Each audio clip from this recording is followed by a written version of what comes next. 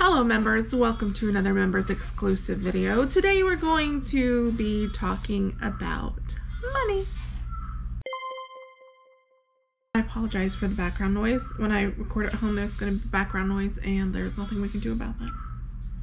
So first I'm going to take you through like if I was teaching somebody how to budget and how I set up myself when doing my budget, how I do it. And then we'll look at the more recent happenings and the taxes, where everything stands now, and what I need to figure out moving forward for us. So the first thing that you're going to do, you have to know how much debt you have. That's an absolute must, and that's going to be the first step. So what I do is I use Excel and I list all of my debts and how much they are. And then I set it up so that the total debt at the bottom automatically changes whenever I change the balance of the debts. So you go through anything that's a debt. So not monthly bills, nothing like that. Things like, you know, car payments, mortgage, credit cards, loans, taxes, anything that's that kind of debt is going in the debt list. So you're going to make that, you're going to set it up so you have the total debt at the bottom that automatically changes. If you don't know how to do that, look it up on YouTube, because I cannot explain it to you. I had to have someone help me do it. I really don't like Excel, but it's super helpful when you have a list like this that changes every month. It's a lot easier than going and like adding it all back up again. The next thing you're going to do is you need to figure out what your sinking funds are. So sinking funds are going to be whatever kind of bills that you have that are not monthly bills, but things that are like yearly things. So just for an example, these would be some things that would go in the sinking fund. So property taxes is something that you're going to pay once a year. Car registration, vet bill, like we have to pay a vet bill for Merlin every year.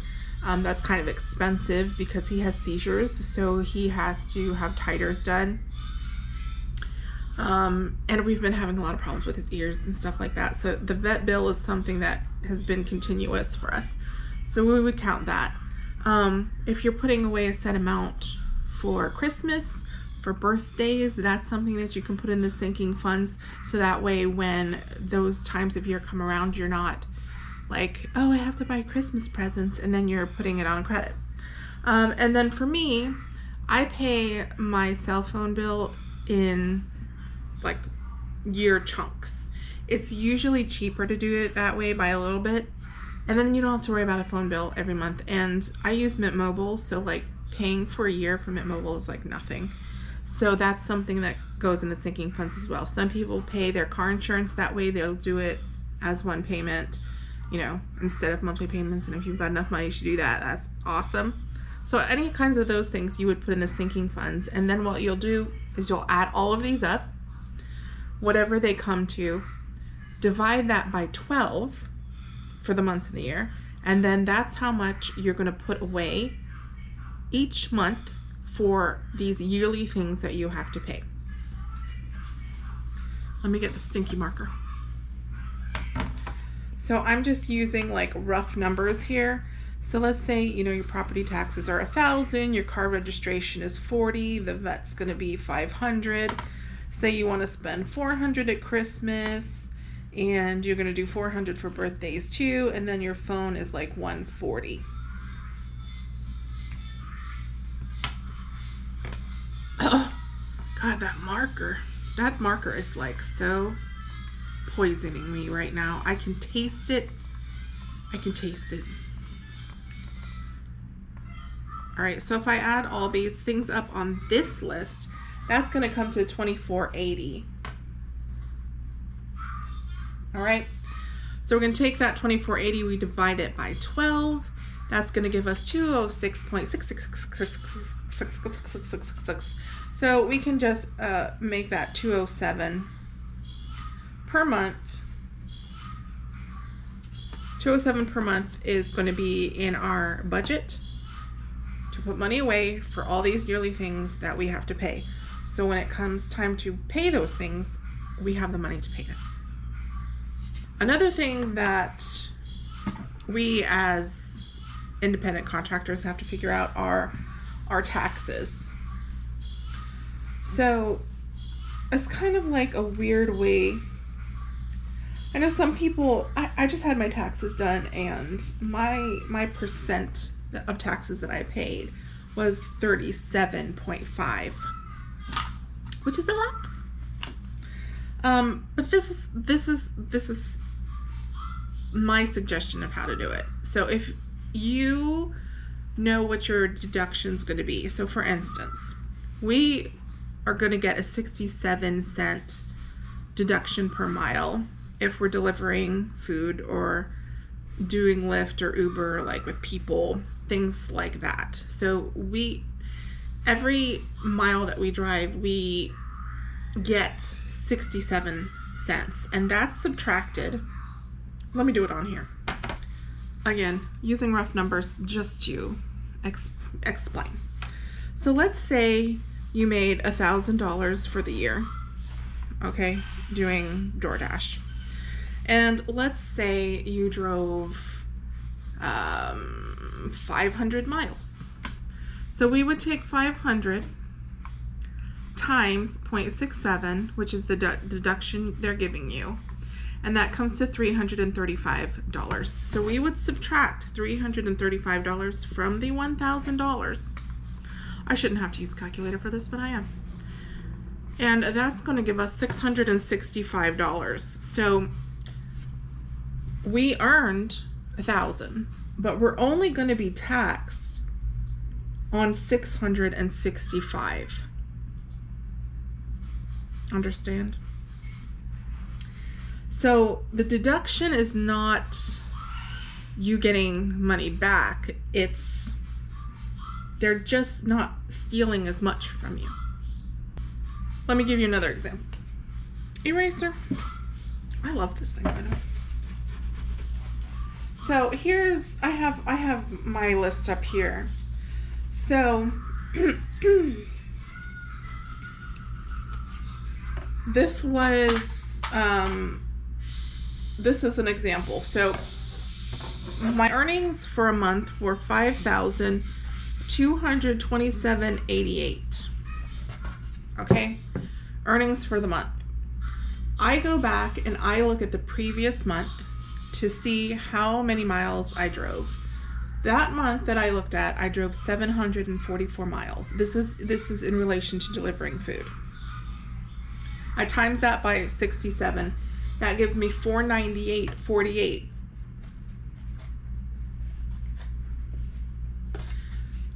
I'm going to subtract that from my earnings. That's going to give me 47.29.40. That's what I'm getting taxed on from the delivery, or just that's what I'm getting taxed. This is a deduction that I know I'm going to get. Other deductions, I don't know how much it's going to take off. For instance, like if I pay enough in medical, then there's going to be deduction for that. You know what I'm saying? Like I don't have any way to kind of figure that part out, but I can figure this part out, so that I'm going to figure that out. And it's going to change the amount that I'm going to put aside for taxes, because I'm not going to put aside for taxes for that, because there's at least going to be this deduction. Do you see what I'm saying? So this is going to be the number that I'm going to figure out. Like say if you're putting 30%, if I need to put 30% away for that, because that's what I need to put away. So like that would be, if I was going to be putting away 30%, then you would have $1418.82 that you're putting away for taxes. Understand? Now, we take these two things, these sinking funds, and what did we say it was going to be, 207, and then the taxes that we have to put away. Okay? And then we do our budget. This is how I do mine. I don't do it on the computer. I write out my monthly budget in a notebook every month. Every month. I have done this for years and years and years and years. I can go back years and years and years and years and years and look what I was paying for internet. I can look what I was paying for everything, because I always make a budget. This is how I do it. I write the month and the day, or the month and the year. Up on the top, I put what my income sources are, because I'm going to track those too, right? Because the next month, I'm going to look back at those incomes. That's what I'm adding up to see what I earned. And then I look at the miles to subtract the deduction to see what's getting taxed. Does that make sense? These two spots here are where we have to put the things that we just figured out. So the sinking funds were 207, and I'm just going to round and say 1420 for the taxes, because none of these are like real exact numbers. Here I list everything that's a monthly bill, and then I'm sticking the sinking funds in there and the taxes in there as well, because we have to put money away for those things. You're going to add all of these up and you're going to get a total at the bottom. I write the due dates here on the side, and when I pay them, I use a different color pen, my purple pen. So say I've paid the condo fee, I'm going to put a check mark, and I'm going to write like whatever the confirmation number is. So I'm just going to put X's here, but you get the idea. When I pay it, I'm checking off that I paid it, and I'm writing down the confirmation number. I do this through all the way through. Some of these things are on like automatic pay. So like the car payment, the life insurance, the car and home insurance, the doctor, like things like that. Aid in savings. This is a savings called an ABLE account. Because of the disability, and because eventually he will get the SSI, he can only have so much money to his name. This is an account that lets me put money away for him without affecting his SSI. So I put $20 away in that every month. That's like a security blanket, so when the day comes when I'm not here anymore, that there's money to take care of him, basically. Now, I do all of that, check off I've paid it, check off I've paid it. Once it clears the bank, then what I do is I put a little dot over here on this side. I put a little purple dot here to let me know like this has cleared the bank. This is done, right? I do that with all of those. And the things that are automatic, I don't mark them until they come through the bank. So I don't put a check here or anything that they've been paid. Okay, on the back is where I track my food and gas and other miscellaneous things that we buy. So depending, it's usually, it varies. It depends how much I made, basically. So this may be $800 or $900, it might be $1,000. If, you know, when I wasn't dashing as much, it didn't need to be as high, because like I wasn't spending as much in gas. So this is where I track all of those things back here. It's all, everything for the month is all on one page that I can look at. And again, I do this every month for years and years and years. I can go back years and give you a confirmation number from a credit card payment I made 5 years ago, because I write it all down. I track everything. Okay, that's how I budget. Now, if you've been watching my channel, you understand things don't always go to plan, and sometimes you have to change how you're moving money around or how you're doing things. So me right now, I got you know, I met with my tax person yesterday and talked to him for over an hour trying to figure out how do we fix this tax thing, because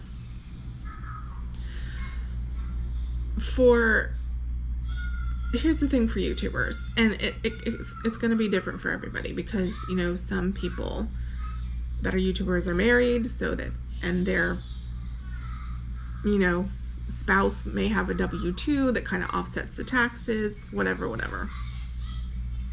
I think people that are just doing like food delivery, it's a little more simple because of the deduction that, you know, we talked about earlier. So the taxes aren't going to be as high. And if you're just doing food delivery, you're probably not making enough to get you into like the higher tax bracket. So like for me last year, I made too much. I made too much. It was just enough to go over a certain limit so that I didn't get any child credits. I didn't get the EIC credit, the earned income credit. I didn't get any of those things. And having, you know, last year it was my regular job that really was the bulk of the money I earned. And then this year it's going to be YouTube is the bulk of the money I earned. There's really not enough happening that in deductions that is saving me. So I'm getting hit with a really large tax bill. So this year it's $9,800, which is a lot. So what he and I discussed is he gave me the contact information for some tax advocates. He wants me to speak to them first to just kind of explain like our current situation. We have a lot of medical costs right now and all of that, just to see like if there's any leeway, if they can reduce the bill for me, if they'll accept maybe a smaller payment.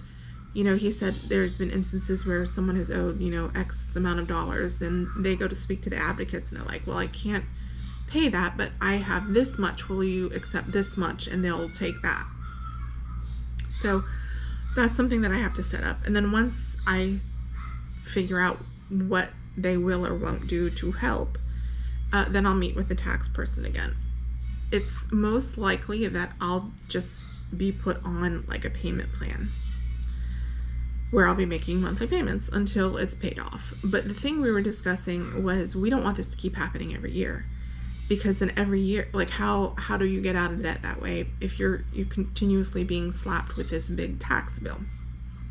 And you know, making money or making more money doesn't really solve the problem unless you're making like a huge amount of more money. But like if I was gonna say I'm gonna go out, I'm gonna dash every single day and I'm gonna, you know, earn $200 every day, or I'm gonna post a video on YouTube every single day, like they would just tax me more. And so I could earn more money, but then the tax bill is gonna be higher. So we were just kind of brainstorming. We were talking about, he's really leaning towards getting me set up as an S Corp because I have, you know, a lot of different income streams and all of them are under the self-employment tax. Why not set it up as a business, have everything go into a business account and then pay myself like I'm an employee, because then I will be taxed differently and the amount of money that I would be taxed as a self-employed person would be lower. So say, just spitting out numbers here, I did not make $100,000. I wish, but let's just use this as an example because it's an easy number. Let's say you make $100,000, or I made $100,000 from all of the income streams, okay?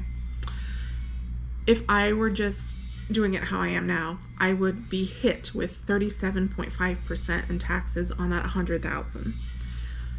Now, if I am set up like an S Corp, that $100,000 is going to go into a business account. And out of that business account, all of my business related expenses will be paid.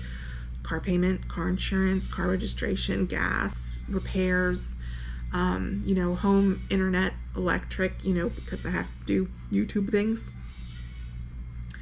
All of that comes out of the business account and it's not taxed at that rate. And then basically the money just stays in the business account and I pay myself a salary. So let's say, you know, I'm like, well, you know, all the business expenses like the car and stuff are being paid out of the business account, so I can remove those from my personal budget, monthly budget. You know, what do I have left in my personal monthly budget? So comes to this much, how much do I need to survive, right? So if I'm like, my budget's low enough now where I could survive off of $30,000 or $40,000 a year, well, then I'm only going to get taxed at that high rate for that $30,000 or $40,000 instead of getting taxed the whole $100,000 at that rate, because the business would have to do separate taxes, and the taxes are just done differently for that. So that's what we're discussing doing. But as of right now,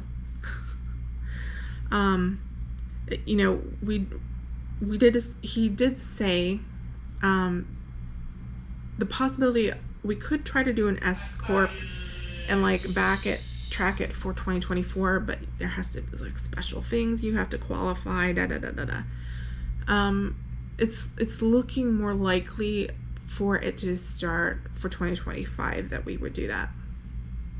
So I'm probably going to make about the same amount of money this year than I did last year, if not more, because if YouTube pays more and more and more, then it might be even more than last year and might even give me a higher tax bill. I have no way to know or predict, how much is going to come in through there. So where I'm standing now, I have to figure out, I'm going to have to fit, on top of my budget that I already have, I'm going to have to fit a tax payment in there. So I'm going to have to be paying whatever tax payment. I'm going to hope to keep it as low as possible, like $200 a month, if they'll accept that. I don't want to, with the dental stuff we just paid for and that went on credit, the care credit card minimum payment is really high. It's almost as high as my car payment. So I'm like it's like I'm paying 2 car payments right now. So even though that's 24 months no interest, it's still making a big difference in my budget, because now I have that huge minimum payment for that card. So I don't want to also have a huge tax payment every month, because it's just going to really put us in a bad place. And what if there's a bad month? What if there's a month where I don't really earn on YouTube? Or what if something happens to the car and I can't dash as much? What if he has to go back to the hospital? What if anything, if there's any kind of blip, there could be big problems. So I don't want to have a big tax payment. The other thing is, I have to think about the 2024 taxes as well. Now, the ideal thing, he's setting me up so that I'm paying quarterly. The ideal thing would be, okay, well, I need to pay for the first 2 quarters because I didn't pay for them, so that would be like $5,000. I don't have $5,000, so I can't do that. He gave me what are they called? Payment vouchers. There you go. Payment vouchers for the 3rd and 4th quarter, which I'll be paying about $2,500. Like it's an estimated like what the taxes will be for the next year. So I can pay what the vouchers say. I can pay more. I can pay less. Depends. If I'm paying what the vouchers say, then I'm still going to owe money for 2024.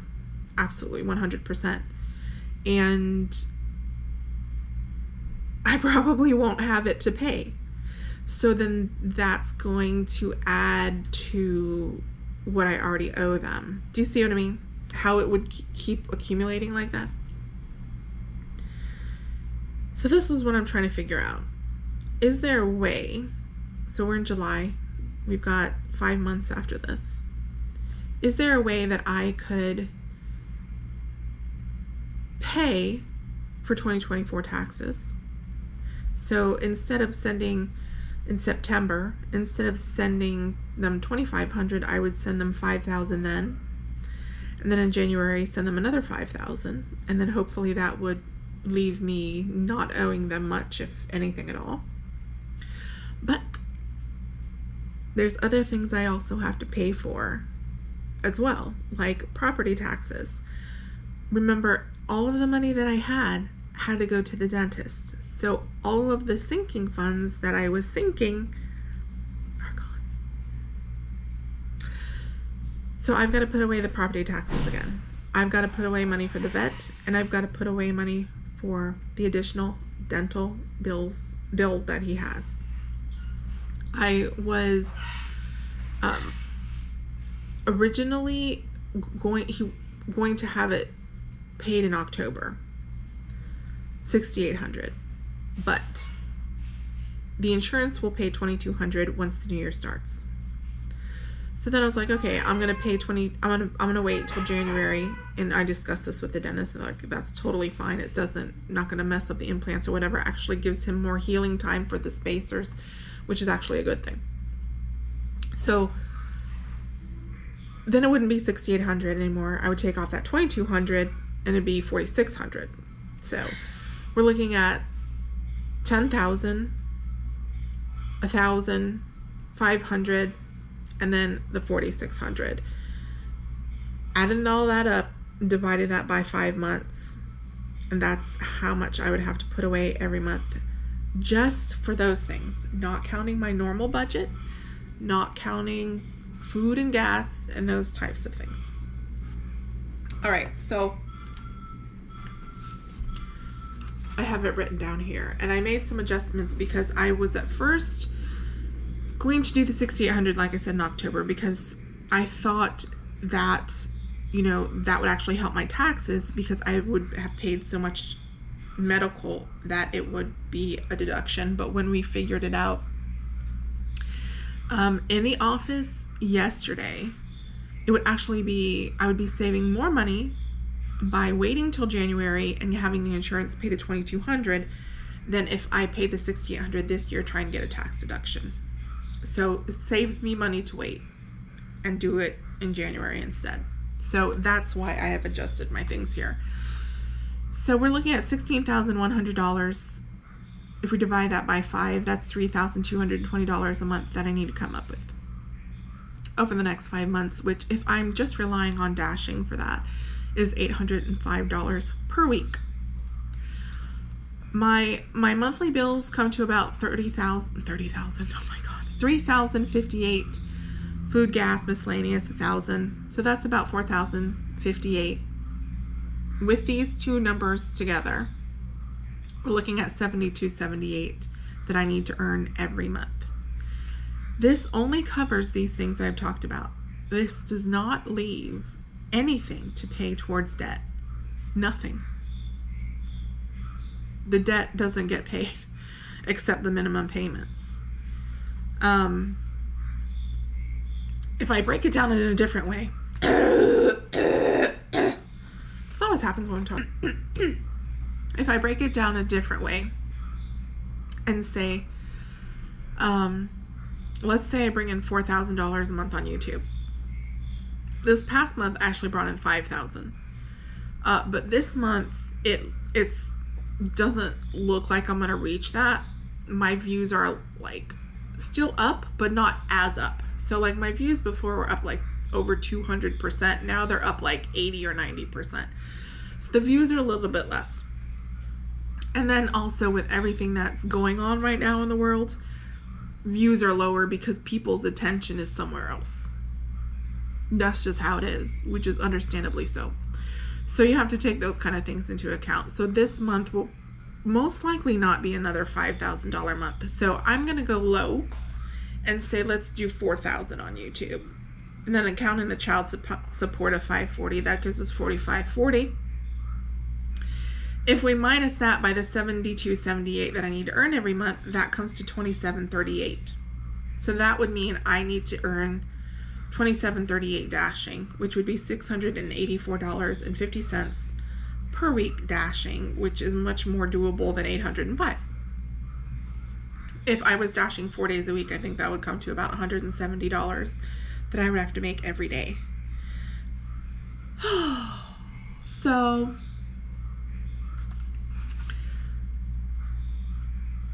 that's what I want to do, because I want to be caught up with the taxes Because the sooner that I can get caught up with the taxes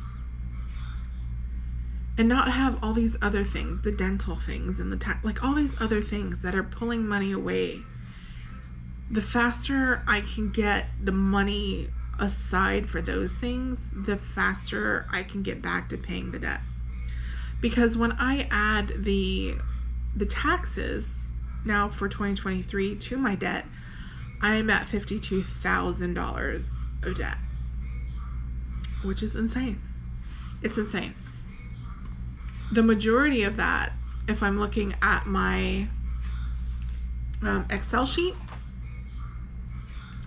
is the car, which is over $17,000. Care credit is over $12,000 because of all the dental stuff that just went on that. The taxes are $98,000, and then I have an Upstart loan, which the majority of that was for dental work as well, but that was for my daughter for her mouthpiece. That's $6,600.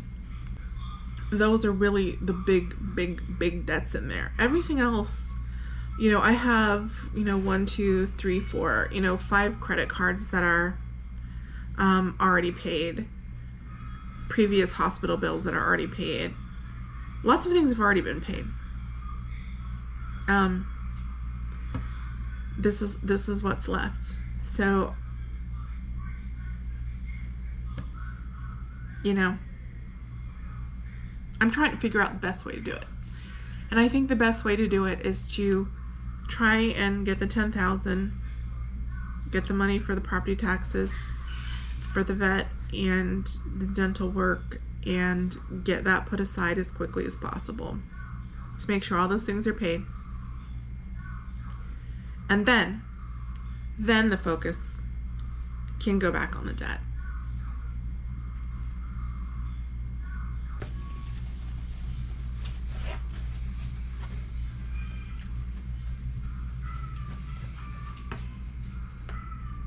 Now, of course, if YouTube is more or less, that's going to affect how much money gets put away. There's not really anything to cut. The only thing we can really cut is like food. Don't spend as much on food. That's really the only thing that we could cut. Because if you look at the list, like all of these things, you know, all the insurances, health insurance, life insurance, car insurance, home insurance, these are all things you have to pay. The condo fee, the land lease here, I have to pay those things. You know, internet, electric, a car payment, these are not, I could cut the chiropractor out. That's $80. I think after a couple months I'd start suffering, but I mean I could cut that. We only use 2 streaming services, which only comes to less than $16 a month for those 2 that we have. So that's not really gonna make it, and that's the only entertainment that we have, because you have to remember, like, we're not like normal people. We can't just go out and do something. Like, that's not how our life is.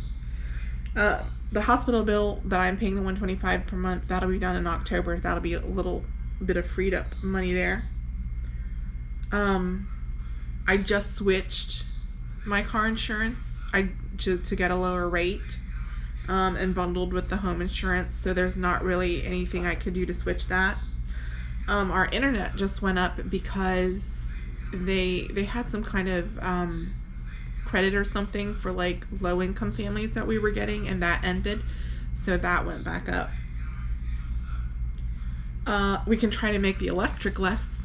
We can turn the air up, use the oven less. I mean, little things, but there's nothing really huge I can do to our expenses to like change what they are, you know. So I mean, we are where we are, and it's gonna take some time and perseverance, and I'm, you know, really have to. I've been very lax with the dashing just because there's been so much stuff. Other things that have needed to be done, needed attention. More attention has to go there too, because that's where the extra can come, right? But then again, it's slow. So, you know, watching my videos, how many days have I gone out there and made $170? Is that even realistic?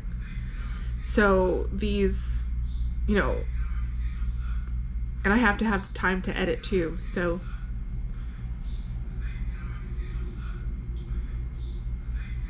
in the perfect world, I would be able to dash 4 days a week, edit 3 days a week, and each day that I go out make 170 or more.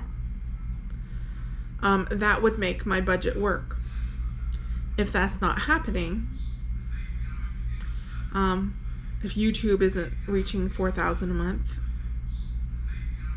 messes up the budget. If something else happens, God forbid there's another plumbing issue or something that happens that has to be fixed that can't be put off, that throws a wrench in things. So you can make a plan, have a budget, try to stick to that plan, and then make adjustments as you go. That's all we can do. Oh, good night, Mommy. He was taking a nap and his face is all smushy. Oh, Georgie. Merlin, we're ending the video with you to cheer us up. He's like, why are you bothering me, lady? Merlin's ears are doing very well, by the way. The new medicine the vet gave him after doing the cultures and finding out exactly what he had. He's been doing the medicine for a few days and his ears look fantastic. We have to clean them every day before he gets the medicine. And today when we clean them, nothing. Completely clean. And it's been a long while since he's had normal, healthy ears. What are you trying to get? No, you can't get it. You can't go over there. Anyways, that's all, y'all. I hope you enjoyed this budget video, and maybe you'll start doing your budget like me. Who knows? Merlin, what are you doing? What do you want to get? You're scratching me. What do you want? This? This is my angel. Don't lick her. What do you want? This? No? What do you want? That's all I got. That's all I got. Anyways, thanks for watching, guys. It doesn't really matter if you like this video because it's a member video, so it's not really treated like a normal YouTube video with the algorithms. But I do appreciate you watching. And if you have any budgeting tips, tricks, or anything like that, you can put those in the comments for all of us to read and share. See you on the next one.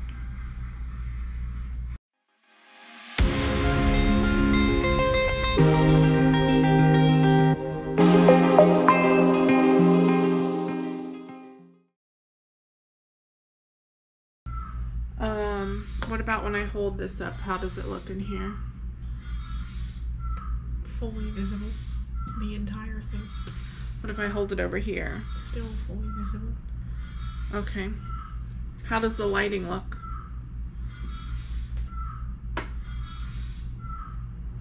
Makes it look like that's glowing like you're a tomato. I'm a tomato. That's what the lighting makes it seem like. Well, can we do a different light? Like, where's that click light? Could we set it up over here? I don't want to be a tomato. Just like set it right here on the box. Or like set it on the this. Yeah. I feel blinded. Do I still look like a tomato? Less so, but now there's a glare on the thing. Okay, we can't have a glare on the thing, so turn that off. There's no glare on it this way. Now I'm blind. That's gonna be It's been helpful. going for 2 minutes. So. All right.